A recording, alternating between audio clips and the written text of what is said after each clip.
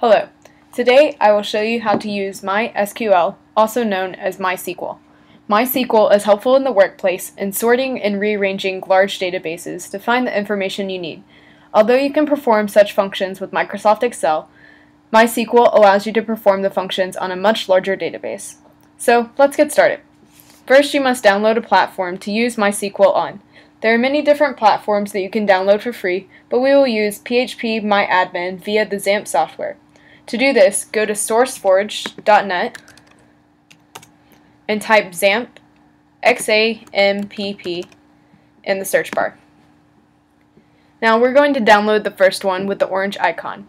Make sure you download the software that is correct for your operating system. Since I've already downloaded it, I'm going to open mine. And for Macs, you should see a little gray box just like this pop up.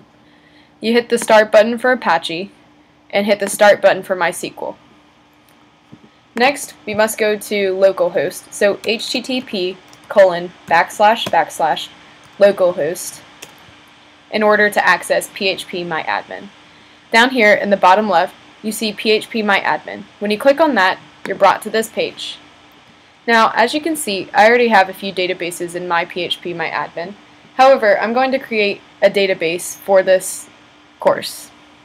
So, go to the Databases tab, go down here to the box, and type in whatever you want to name your database. I'm going to name mine LMC 3403. Hit Create, and now you see that we have created a database. However, this database doesn't automatically come with information in it.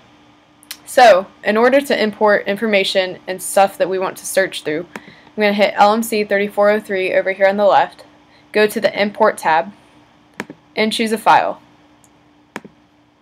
Now, my file is in the SQL format. However, as you can see down here, it can be in the zip format or any of these others. Hit Go. And now we've imported some information. So, over here on the left, we see the two tables that I imported into this database. We have the courses table, which has course ID, course name, and credits as the fields, as well as the student table, which has student ID, student last name, student first name, student age, and student state. When you're performing your searches, make sure these field names match up with the search names that you're inputting. So, I'm going to perform my first search, and we're going to go up here to the SQL tab. And the first two commands that I'm going to show you are mandatory, but after that, there are a few other commands that you can use that are optional. Our first search that we're going to do is we're going to find the students who are greater than 21 years old, and we're going to get their last names and their ages. So, the first command that is mandatory is select, and like I said, make sure the field names match. Student last name, comma, student age. And this next command that's mandatory is from, and this is where we're going to get our information from. So this is the student table, and this command is optional, where. However, for this search it is mandatory since we're finding the students who are greater than 21 years old. Student age is greater than 21. Now when we hit go, we see that we got two returns. So we have the last name and the age like we requested, and the two students who are greater than 22 years old in the student table. Now I'm going to hit student table over here on the left just to show you that these are the only two students greater than 21 years old. However, this isn't the only search that you can perform. So another search that you can perform is ordering. Go to the SQL tab again, and for this one we're going to use the courses table. And this time we're going to find the courses that are worth more than 3 credits and sort them by the course ID number. So, like I said, select is a mandatory command. And we're going to find the course ID as well as the credits.